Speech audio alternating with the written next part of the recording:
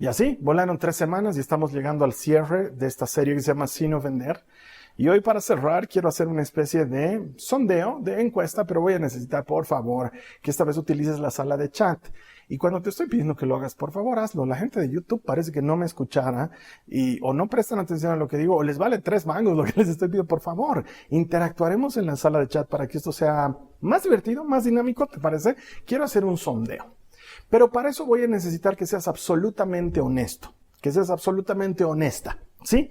Voy a necesitar que pongas de lado tu humildad y que reconozcas, diciendo en la sala de chat, ¿quién aquí siente que es un poquito mejor que los demás? Digamos que es más inteligente que el ciudadano promedio. Quiero que lo anotes aquí en la sala de chat. Y quizás alguien diga, no, Carlos Alberto, nosotros no nos podemos sentir mejores porque la Biblia nos manda que veamos a los demás como superiores a nosotros mismos. También he leído Filipenses, no te preocupes. Pero ahorita, para interactuar, ¿quiénes piensan que tienen una inteligencia un poquito superior al promedio? Me va a gustar leerlo ahí en la sala de chat.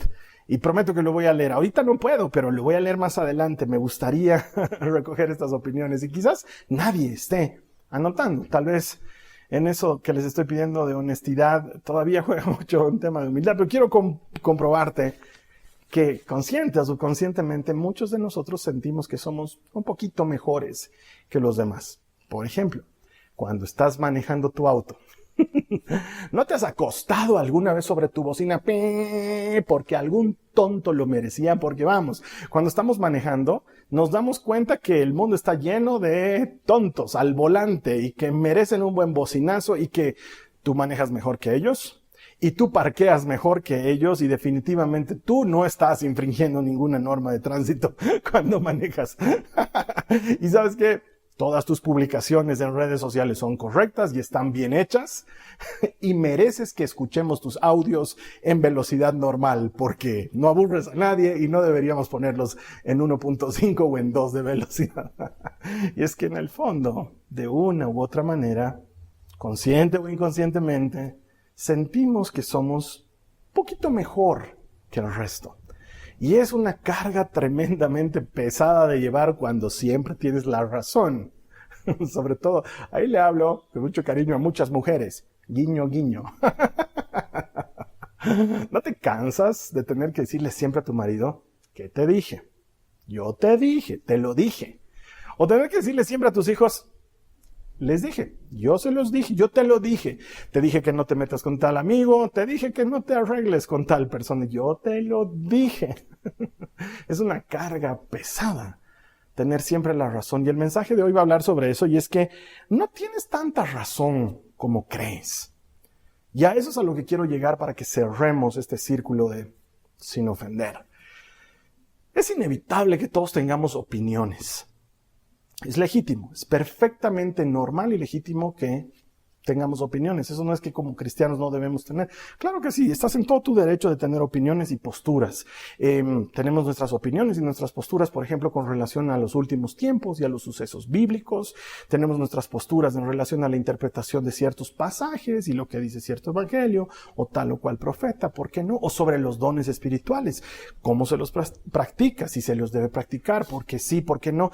De alguna manera todos tenemos alguna opinión y una postura al respecto. O sobre la alabanza, qué nos gusta, qué no nos gusta, cómo debería llevarse a cabo, qué es lo que deberíamos hacer en una reunión de adoración, y es perfectamente normal. Y ni qué decir en temas cotidianos o en temas de común opinión, ¿no? Como cuestiones relacionadas, por ejemplo, con temas conflictivos y polémicos como el aborto, por ejemplo.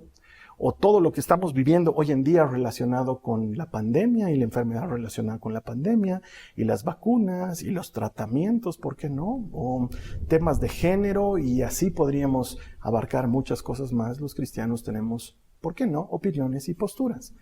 Y esto no es malo, pero inevitablemente al tener una opinión y una postura, inmediatamente esto te pone en la acera contraria de quien tiene la opinión distinta y la postura distinta, porque hay personas que van a pensar distinto a nosotros. Eso es inevitable, sucede desde el inicio de los tiempos y seguirá sucediendo. A lo mejor las posturas encontradas ocurren al interior de tu mismo hogar, en tu compartimiento bíblico, en el momento del café después de la prédica, no lo sé.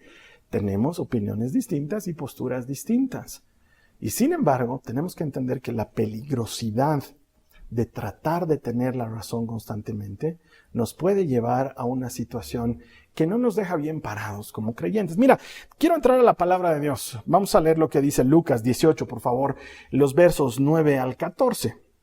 En un pasaje que quizás alguna vez ya hayas leído. Dice, luego Jesús contó la siguiente historia a algunos que tenían mucha confianza en su propia rectitud y despreciaban a los demás. 2 hombres fueron al templo a orar. Uno era fariseo y el otro era un despreciado cobrador de impuestos. El fariseo, de pie, apartado de los demás, hizo la siguiente oración. Te agradezco, Dios, que no soy como otros, tramposos, pecadores, adúlteros. Para nada soy como ese cobrador de impuestos. Ayuno 2 veces a la semana y te doy el diezmo de todos mis ingresos. En cambio, el cobrador de impuestos se quedó a la distancia y ni siquiera se atrevía a levantar la mirada al cielo mientras oraba, sino que golpeó su pecho en señal de dolor mientras decía, oh Dios, ten compasión de mí porque soy un pecador. Aumenta Jesús, les digo que fue este pecador y no el fariseo quien regresó a su casa justificado delante de Dios. Pues los que se exaltan a sí mismos serán humillados, y los que se humillan serán exaltados. Y quizás tú conoces la historia y la diferencia que hay entre un fariseo y un cobrador de impuestos. Los fariseos era un grupo de religiosos judíos que seguían estrictamente los 613 mandamientos de la ley mosaica, pero no solamente los seguían y les daban cumplimiento, sino que además se fijaban si los demás cumplían los mandamientos, porque a raíz de la deportación de Babilonia quedó como un trauma entre los judíos de ser alguna vez otra vez desechados de alguna manera por el Señor. Entonces ellos no solamente se esforzaban por cumplir los mandamientos, pero se esforzaban porque la gente los cumpla también. Entonces muy públicamente juzgaban y denunciaban a quienes en criterio de ellos no cumplían los mandamientos. Y debo decirte algo adicional, porque no tenemos la información completa cuando decimos que solamente verificaban que se cumplan los 613 mandamientos, sino que además es mandamiento para los maestros judíos, es un mandamiento inventado por ellos, que si hay alguna interpretación rabínica de los mandamientos, tiene el mismo valor que los mandamientos. Y es por eso que tienen libros adicionales para interpretar su propia ley. O sea que la cantidad impresionante de mandamientos, los dictados por Dios, más los interpretados por los hombres, la cantidad es impresionante para cumplirlos. Es por eso que en más de una oportunidad Jesús les echaba en cara a los fariseos diciéndoles, eso no está en la Biblia, esos son mandamientos hechos por hombres, ustedes se los inventaron. Y los fariseos judíos trataban de cumplir todo esto y que la gente los cumpla. Por otro lado, está el cobrador de impuestos, que es también un judío, pero que de alguna manera ha traicionado a su pueblo al ponerse a trabajar para Roma, recibir dinero de Roma como salario por saquear impuestos de la gente de su propio pueblo. Eran rechazados y odiados, y una de las cosas que más le ocurría a un cobrador de impuestos es que era excluido de la comunidad. Jesús contrasta estos dos polos tan opuestos para mostrarnos precisamente esto, que hay posturas y que hay opiniones y que hay estilos de vida, pero que ninguno debería hacernos sentir superiores. Por eso comienza esta parábola diciendo que Jesús la dijo por si alguien se sentía muy recto a sus propios ojos. Y es que ese es el problema de querer tener la razón, de que pensamos de alguna manera que por tener la razón, aún subconscientemente, somos mejores que alguien más, y eso nos lleva a tener un sentido de superioridad. Y quiero decirte, ninguno de nosotros es Jesús. Si hubo alguien que tenía la razón en todo y que la tiene permanentemente, ese es Cristo. Jesucristo es el único perfecto que tiene la razón en todo y que sin embargo estuvo rodeado de un montón de personas equivocadas y transgresoras de lo correcto y nunca los hizo sentir mal, sino que les mostró amor. Él se juntaba con pecadores, él se juntaba con gente de mala vida, no solamente, también se juntaba con los fariseos y trataba de mostrarles que su sentido de superioridad no era el correcto y los amaba. Les mostraba amor. Y es que para Jesús las cosas van más allá de correcto o incorrecto. Para Jesús también es importante la diferencia que hay, la distancia que hay entre humildad y orgullo. Porque ¿de qué te sirve estar en lo correcto si esto te llena de orgullo? Y cuando llevamos adelante una vida que se centra en tratar de tener la razón, inevitablemente en algún punto puedes llegar a pensar que no hay nadie como tú. Y si el tener la razón te ha llevado a tener orgullo, estamos en un problema. Y muchos de nosotros en algún punto podemos caer en el orgullo de ser cristiano, entre comillas. Hago esta aclaración entre comillas para todos mis amigos que están escuchando los audios en los distintos espacios de podcast que tenemos. Porque muchos de alguna manera hemos desarrollado equivocadamente ese orgullo de ser cristiano, entre comillas. Mira lo que dice Pablo en Romanos, el capítulo 2, los versos 19 al 20. Dice, ¿estás convencido de que eres guía para los ciegos y luz para los que andan perdidos en la oscuridad? ¿Piensas que puedes instruir al ignorante y enseñar a los niños los caminos de Dios? Pues estás seguro de que la ley de Dios te da pleno conocimiento y toda la verdad. Ahora, quiero ponerte en contexto porque este pasaje inicialmente e intencionalmente Pablo lo da para los judíos que vivían en Roma y comienza su exposición diciéndole, tú que eres judío y que te sientes orgulloso de ser judío porque a ti se te entregó la revelación divina. Entonces, en el contexto histórico, esta carta está dirigida, o esta porción de la carta no está dirigida a gentiles como nosotros, pero aplica perfectamente en cuanto al orgullo y en cuanto a esa sensación de porque soy cristiano, soy mejor que los demás, que es una sensación muy equivocada, debo decirte, porque el hecho de que se nos haya confiado la gracia y la revelación de Jesucristo en ninguna manera nos hace mejor que nadie más. Los cristianos no somos superiores a otras personas, y si algo tenemos de bueno es que Dios nos ha mirado con bondad. Pero eso no nos hace mejores, ni superiores, ni nos pone en una condición distinta, porque somos pecadores necesitados de salvación. Y debo decirte, y quizás me des la razón, no por tener la razón, sino porque es algo que pasa, que conozco muchas personas que no son cristianas y llevan una vida recta y digna de imitar. Y conozco muchos cristianos que no merecen llamarse cristianos. Cuando la semana pasada hablábamos de esa gente, muchos cristianos somos esa gente, entre comillas. Esa gente que embanderándose de Cristo hace quedar mal a Cristo. Esta semana leía justamente a raíz de este tema polémico de una niña que fue violada por su abuelo, que ni siquiera es su abuelo, es su abuelastro, por decirlo de alguna manera. No sé si es correcto expresarme así. Hay ahorita un tremendo debate de si la niña debe abortar o no, tiene 11 años y es un caso doloroso y triste. Pero ha polarizado más las posturas y las opiniones. Y entre las cosas que me tocó ver, veía una persona que publicaba algo así que decía algo que decía, con Dios no tengo ningún problema, son sus fans los insoportables. Y medio mundo entraba ahí al cachascán público. Y es que en alguna medida los cristianos a veces damos esa imagen de que nos sentimos superiores a los demás porque hemos conocido a Cristo y porque hemos recibido su palabra, pero esto no nos pone en una condición de superioridad, porque aun cuando estemos en lo correcto, y lo estamos, la palabra de Dios es correcta, pero aun cuando estemos en lo correcto, ¿de qué nos sirve si esto nos va a enfrentar a la gente y nos va a llevar a no mostrar amor, que es lo que sí nos pidió Cristo? Porque, como lo hemos visto en semanas anteriores, no hemos sido llamados a tener la razón, hemos sido llamados a amar. Es muy difícil ganar para Jesucristo a una persona a quien nos hemos enfrentado o a quien le hemos mostrado un lado agresivo de nosotros que no necesariamente representa la verdad del Evangelio. La gente jamás se va a sentir atraída a Jesucristo por nuestra superioridad moral. Nadie va a sentir que Jesús le está invitando a participar de su mesa si el emisario se muestra como alguien que siente que es moralmente superior a los demás. El hecho de que tengamos la razón en algo no significa que estemos marcando la diferencia.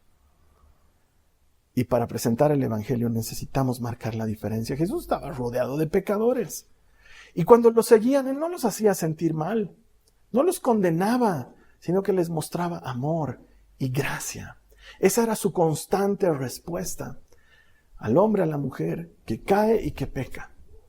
En lugar de excluirlos, Jesús los incluía. Y es más, a todos aquellos a quienes los religiosos y fariseos de la época excluían, es a quienes Jesús incluía con mucha más intencionalidad. Y yo sé que alguien debe decir y pensar, y es una postura, considero legítima, pero no necesariamente la que debemos asumir para anunciar el Evangelio. Alguien puede decir, pero Carlos Alberto, el Evangelio debe ofender, porque la misma palabra del Señor nos enseña que el Evangelio es escándalo para el hombre carnal. Y yo te voy a decir, claro que el Evangelio es escándalo para el hombre carnal, pero no por lo que estás pensando, sino que es un escándalo por la locura de la gracia. Ese es el verdadero escándalo. Que sin merecerlo, nosotros hayamos recibido tal perdón, tal favor y tal amor. No se puede comprender, ni siquiera explicarlo de la manera correcta. ¿Cómo es que un amor tan eterno y tan incondicional nos ha sido dado a nosotros como pecadores? Eso es escandaloso para el hombre carnal. La locura de la gracia. ¿Cómo es posible que un amor tan inmerecido nunca termine? Entonces, pretender escandalizar con el mensaje de Cristo no necesariamente significa llegar a la ofensa. De hecho, eliminemos el necesariamente. No significa hacerlo. Escuchar la predicación debe ser algo que lleve a la gente a convicción de pecado, no a condenación por el pecado. Y es el Espíritu Santo el que convence, no es el predicador. No es mi trabajo. No es tu trabajo cuando le presentas el Evangelio a alguien. Es trabajo del Espíritu, y cuando Él convence, Él es dulce para convencerte de tu pecado. Él no te acusa, el enemigo es el que acusa. Y nos parecemos muchísimo al enemigo cuando nos volvemos acusadores de las personas. Ese es el verdadero escándalo para el hombre carnal, la gracia. El problema es que conforme más campo le damos a esta percepción de que de alguna manera hemos recibido el Evangelio y esto nos hace mejores que los demás que no andan en las cosas del Señor y no practican las cosas del Señor, eso luego empieza a amargar nuestro corazón. Y cuando nuestro corazón se amarga, el fruto de nuestra vida es amargo. No sé si has llegado en algún momento a tener ese pensamiento de a nadie le importo. A nadie le importa lo que yo haga. Nadie está pendiente de mí. Si has llegado a ese punto en tu vida como creyente o en tu relación de pareja, debo decirte que prestes atención. Si piensas que a nadie le importas, a ti deberías importarte, porque a Cristo le importas. Pero si has llegado a ese punto, ese es un indicador, es una luz encendida, una alerta que te dice, oye, tal vez la raíz de tu corazón esté amargada. Llegar a pensar que no le importas a nadie es un signo potente de que hay amargura en tu corazón. Mira lo que dice Hebreos en el capítulo 12, los versos 14 y 15. Dice, esfuércense por vivir en paz con todos y procuren llevar una vida santa, porque los que no son santos no verán al Señor. Cuídense unos a otros para que ninguno de ustedes deje de recibir la gracia de Dios. Tengan cuidado de que no brote ninguna raíz venenosa de amargura, la cual los trastorna a ustedes y envenena a muchos. Amargarse es un proceso que comienza muy de a poco y luego va tomando mucho de tu vida. Comienza con pequeñas susceptibilidades y puede transformarse en un aislamiento. Cuando yo era muy jovencito, entre las características negativas de mi vida estaba que era muy susceptible. Y me acuerdo que me molestaba y me ofendía con mucha facilidad de las cosas que decían o hacían mis entonces amigos. Estábamos en una reunión, en una casa, nunca lo voy a olvidar, y estábamos jugando, eso es lo que estábamos haciendo, jugando algunos juegos. Y yo me sentí ofendido por algo que uno de ellos me dijo, y él me respondió con otra frase todavía más ofensiva para mí en ese momento, porque me dijo, ¿sabes qué? Si no te gusta, te vistes y te vas. Obviamente yo estaba vestido, ninguno de nosotros estaba pelado, por favor no piensen nada de eso. Era una manera más de ofenderme. Entonces yo le dije, yo ya estoy vestido, entonces andate, me dijo. Pues nunca me olvido, tomé mi mochila y me salí. Y me fui a parar a la esquina seguro de que alguien iba a salir detrás de mí y decir, pobrecito, lo hemos ofendido. Y no, ha debido pasar como una hora en la que yo, tosuda y orgullosamente, estaba parado allá afuera sin motivo, esperando una disculpa que jamás iba a llegar por una ofensa que realmente no fue ofensa. Después de una hora, frío y hambre, regresé a tocar la puerta y me abrió este amigo y me dijo, has vuelto, entra. Y entré y seguimos jugando y nadie recordó el tema. No entré a decir, me deben una disculpa y nadie me dijo, oye, perdón, ¿dónde te has ido? Te hemos ofendido. Lo que me pregunto es, si hubiera dado rienda suelta a ese tipo de comportamientos con más frecuencia, ¿a dónde me hubiera llevado? Porque la susceptibilidad es una puerta abierta a la ofensa. La ofensa es el campo perfecto donde se siembra la amargura y cuando la amargura echa raíz te envenena. Ser susceptibles, pensar que las cosas se están haciendo o diciendo por ti, da paso a la ofensa que se vuelve un enojo que se traduce en el tiempo en amargura. Y la amargura es como tomar un veneno con la esperanza de que tu enemigo se muera. Es decir, no tiene ninguna lógica, porque la amargura no hace daño a la persona con la que tú estás ofendido o enojado. La amargura te hace daño a ti. Es más, la otra persona ni se entera la mayor parte del tiempo de que tú estás ofendido o que estás ofendida o amargada. No lo saben. Pero tú lo llevas allá adentro y vienes masticándolo por mucho tiempo. Cuando el autor de Hebreos nos dice esta frase envenena a muchos, está utilizando una palabra que se pronuncia miaino. Miaino. Difícil de pronunciar. Literalmente este miaino significa contaminar.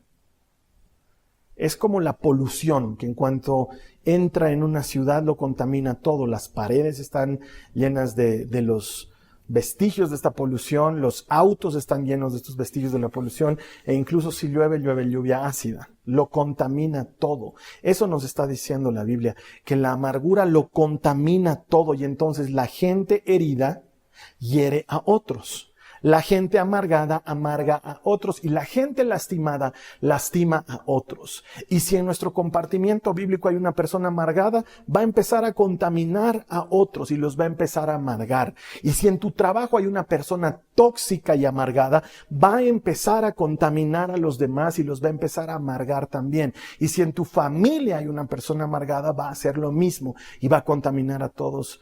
Y si en tu matrimonio tú estás amargado o tú estás amargada, hay muy poco que se puede hacer para rescatar a tu pareja porque pronto lo contaminarás. La amargura es contagiosa y estamos viviendo una pandemia que es altamente contagiosa. Creo que podemos entender lo contagioso que es vivir amargados. De hecho, mi esposa está viendo una serie de televisión romántica, bien bonita, en la televisión en Netflix y algunas veces la veo con ella. Es muy bonita la serie y me gusta acompañarla a mi esposa en esto. Y me llama la atención entre las muchas cosas que pasan en esta serie que hay una especie de club de las amargadas. Se reúnen en un restaurante local sobre pretexto de que tienen un club de tejedoras y cosedoras y se ponen a coser manteles y a tejer cosas y en realidad la reunión es solamente para vertir amargura y cada una suelta toda su amargura. Además, en contra unas de las otras, ¿no? Descaradamente se dicen sus cosas en la cara, pero todo vestido de amargura y todos disfrazados del club de tejido y de cosido y es súper chistoso. Y me hace recuerdo a muchas cosas que uno ve, por ejemplo, hoy en día en las redes sociales, esos grupos o esas publicaciones en las que la gente bota su amargura y todos los amargados empiezan ahí a vertir su veneno y se vuelve horrible o muchos grupos, ¿no? En los que las personas se reúnen a sacarle el cuero, como decimos aquí en Bolivia, a alguien más. ¿Y qué se puede esperar de personas amargadas? Y sabes que los cristianos, cuando nos empezamos a sentir superiores y empezamos a mirar a los demás de lejos, empezamos a aislarnos porque sentimos que no debemos contaminarnos con el mundo y eso nos lleva a empezar a guardar amargura en nuestro corazón en contra de aquellos que no están haciendo las cosas como nosotros pensamos que deberían hacer.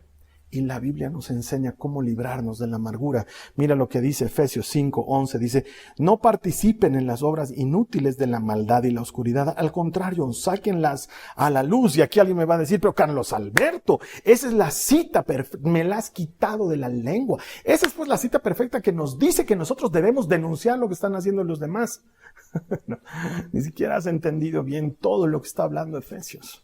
Aquí la invitación es que no permitamos que cosas como estas, que el juicio, que el chisme, que la amargura, que el enojo, todo lo que Efesios 4 en la semana pasada nos ha dicho que desechemos de nuestras vidas, aquí es donde se nos está diciendo que la forma de desechar eso es sacándolo a la luz. Porque mientras se mantiene escondido, más daño hace. Pero cuando lo sacamos a la luz lo revela todo. Jesús es la luz. Él es el que puede limpiar toda esa mugre que tengamos adentro. Entonces, mi hermano, mi hermana, necesitamos llegar a ese punto en el que admitas que estás amargándote en tu corazón, que tienes un problema de amargura allá adentro y que lo saques a la luz. Paso número 1, hay que admitirlo. La semana 1 comenzamos diciendo que para muchos de nosotros la parte difícil es admitir que nos enojamos o que nos ofendemos. Hay que sacar eso a la luz y decir, ok, tengo un problema.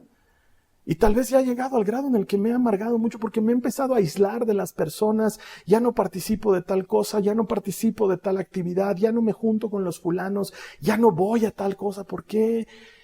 En el fondo puedes estar empezando a amargarte, entonces sácalo a la luz.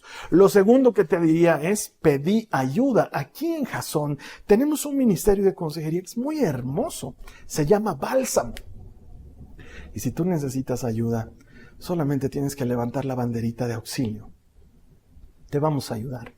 Hay gente entrenada en muchas temáticas, desde salud mental hasta temas de pareja, para ayudar a las personas a salir de los problemas en los que se encuentran, porque sabes que reconocer que tienes un problema no es malo, es el principio de la salida. Admitirlo, pedir ayuda, por ejemplo, con nosotros, con Bálsamo, y luego llevar todo eso a los pies de Cristo. Con absoluta certeza te puedo decir que a partir de eso la ayuda está en camino. El Señor va a hacer cosas grandes, pero necesitamos reconocerlo. Esta serie me ha servido para entender que muchas personas están en situaciones de verdadero dolor. Y este dolor muchas veces está personificado con nombre y apellido en alguien que te ha hecho daño. Por culpa de, y tú ponle el nombre que quieras, por culpa de no tengo un trabajo estable. Por culpa de no puedo ver a mis hijos. Por culpa de mi relación con mi pareja se ha terminado. Por culpa de no puedo ver a mis padres y no puedo ayudarles como ellos necesitan. Por culpa de mi salud nunca más va a ser la misma. Por culpa de no puedo vivir tranquilo porque constantemente tengo el acoso o de la justicia o de tal persona, o por culpa de mis sueños no se van a realizar, por culpa de lo he perdido todo. Esta serie me ha ayudado a ver eso porque la cantidad de mensajes y de llamadas y de personas que me han buscado para hablar de problemas reales me ha llevado a entender que Dios no se equivoca cuando me invita a hablar de un tema a la comunidad. Problemas reales de un mundo real donde hay dolor, donde hay pérdida, donde hay muerte. Donde quizás sientes que te han quitado todo lo que tenías. Y entonces ahí perdonar parece imposible. ¿Cómo puedo perdonar y no estar amargado en contra de alguien que me ha hecho tanto daño? Y entonces ahí tengo que traerte a colación esta parábola hermosa que Jesús le cuenta a Pedro, cuando Pedro le pregunta al Señor y le dice, ¿cuántas veces debo perdonar a mi hermano que peca tanto contra mí? Y Jesús le cuenta una historia. Le dice, había un rey y un hombre que le debía mucho. De hecho, Jesús utiliza la expresión 10,000 talentos, que no es poca plata. ¿Sabes qué? Si haces el cálculo, si haces la matemática, un talento equivalía a 6,000 denarios. Y el denario es el salario de un día de trabajo en la época de Jesús. Un talento equivalía a 6,000 días de trabajo. 10,000 talentos, imagínate a cuánto equivale. Si digamos que aquí en Bolivia, por ejemplo, el salario mínimo es de más o menos 2,200 bolivianos al mes. Esto vendría a significar más o menos $10 diarios. Eso es lo que equivaldría a un denario. $10 diarios porque era el salario de trabajo. Te estoy hablando de cómo funcionan las cosas en Bolivia, con las disculpas de que no sepa cómo funciona en otros países. Pero ahí puedes hacer la matemática. Si alguien le debía 10,000 talentos a alguien más, cada talento era 6,000 denarios. Haz la matemática. Vuela la cabeza. Es enorme la deuda. Dice que había un hombre que le debía 10,000 talentos al rey y sin embargo le suplica y le pide por favor, perdóneme, se lo voy a pagar todo. Nunca en la vida iba a poder pagar esa deuda, pero el rey es movido a misericordia y le perdona esta deuda millonaria. Esta deuda millonaria, billonaria, literalmente. 9 ceros hay en esa cifra. Y al salir este hombre perdonado se encuentra con uno que le debía unas cuantas monedas. Lo sujeta del cuello y le dice, me tienes que pagar. Y el otro le dice, por favor, ten mi paciencia, te lo voy a pagar. Nada, a la cárcel. Y lo hace meter a la cárcel. Entonces, los que habían visto esto, que eran consiervos de este hombre que fue perdonado, no lo toleran. Van donde el rey, mira lo que dice. Entonces el rey llamó al hombre al que había perdonado y le dijo, siervo malvado, te perdoné esta tremenda deuda porque me lo rogaste. No deberías haber tenido compasión de tu compañero, así como yo tuve compasión de ti. Entonces el rey enojado envió al hombre a la prisión para que lo torturaran hasta que pagara toda la deuda de 9 ceros. ¿Cómo lo iba a hacer? Eso es lo que hará mi Padre Celestial, dice Jesús, a ustedes si se niegan a perdonar de corazón a sus hermanos. Entonces, esta serie tenía que llegar al perdón. Y yo sé que muchos de los que están viendo el mensaje están pasando por dolores genuinos y por enojos que van más allá de solamente una ofensita. Pero también sé que la falta de perdón te amarga. Y que la primera persona beneficiada al perdonar vas a ser tú.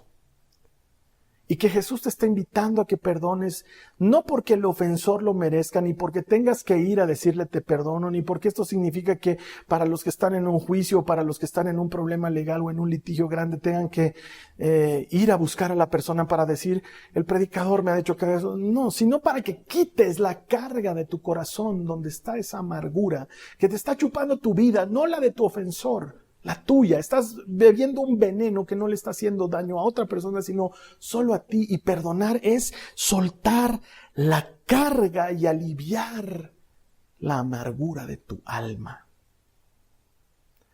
Pero perdonar no significa transformarte en el saco de golpear de alguien más. Si alguien está viviendo en una relación abusiva, sobre todo y tristemente muchas mujeres que viven en una relación abusiva donde su marido ejerce violencia física, psicológica, emocional, financiera y hasta sexual sobre sus vidas, perdonar no significa que vuelvas a ser el saco de golpear de tu marido en ninguna forma. Perdonar es quitar tu carga para librarte del veneno de la amargura. Pero no significa volverte el saco de golpear de nadie. No significa restaurar una relación tóxica que solamente te aleja del Señor. No confundamos el perdón con otra cosa. El perdón es quitar la culpa para que tu corazón no se envenene. Y a eso nos está invitando Jesucristo, diciéndonos, te he perdonado mucho. Tú puedes hacer algo similar con esta persona que te ha ofendido, vas a quedar libre. Y hermano y hermana, así como hay esa gente, entre comillas, de la que hablábamos la semana pasada, también hay ese otro tipo de gente, entre comillas. Esa gente que te alegra el día. Esa persona que compró cosas para ti durante la pandemia porque le tocaba salir el día en que tú no podías salir pero tenías una necesidad. Esa persona que sin necesariamente ser muy amigo o amiga tuya, cada cierto tiempo te manda un mensaje para preguntarse por tu salud o por tu familia.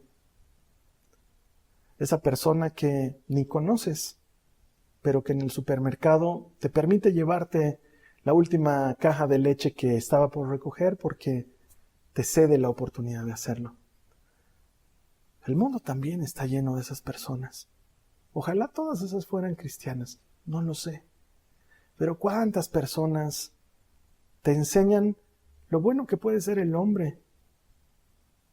Imagínate si le aumentamos la plenitud de Cristo, porque nosotros mismos estamos limitados.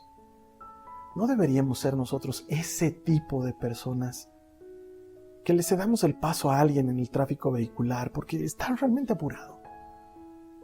Que detengamos el ascensor para que alguien más llegue, en lugar de cerrarlo para estar en el ascensor solos. ¿No deberíamos ser ese tipo de persona que compartamos, que demos, que hagamos? ¿No es ese el llamado de Jesucristo? Pero es que un corazón amargado solo va a vertir amargura. Pero un corazón sano y limpio va a dar buen fruto.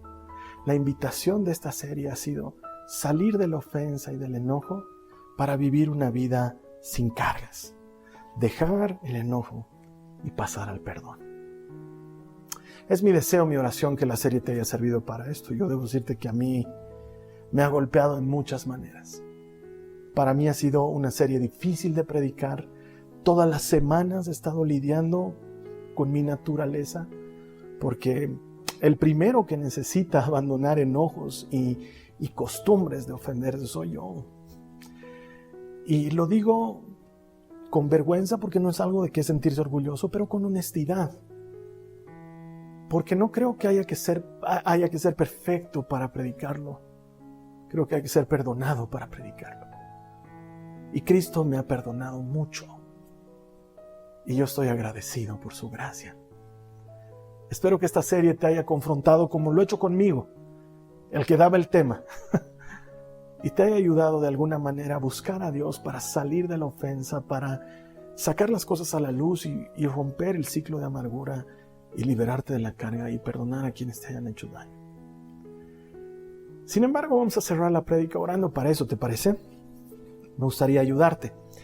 Así que si tú sientes que, mira, nunca vas a sentir perdonar, es una decisión. Pero si tú sientes que el momento de decidir ha llegado, me gustaría ayudarte a orar para perdonar a esa persona a quien atribuyes mucho de tu sufrimiento. Pero Carlos Alberto no lo merece. Sí, pero te va a quitar la carga. Y seamos honestos, tú y yo tampoco merecemos. Vamos a hacer solo lo que Jesús nos manda, en un acto de obediencia y de humildad. ¿Te parece? Quisiera orar contigo, haz esta oración conmigo. Dile a Jesús: Señor Jesús, te doy muchas gracias por tocar mi corazón, convencerme de mi pecado y darme oportunidad de hacer las cosas bien. Hoy, Señor, elijo perdonar, no necesariamente porque lo sienta o porque mi ofensor lo merezca, pero porque quiero hacerte caso y te creo en tu palabra. Y te creo que en tu palabra tú solamente dices verdad.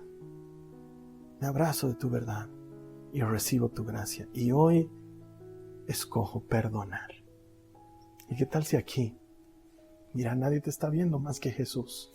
Aquí olvídate de la sala de chat. Aquí es entre tú y el Señor. ¿Qué tal si aquí le dices el nombre de la persona o las personas a quienes vas a perdonar para quitar esa pesada carga de tu alma amargada?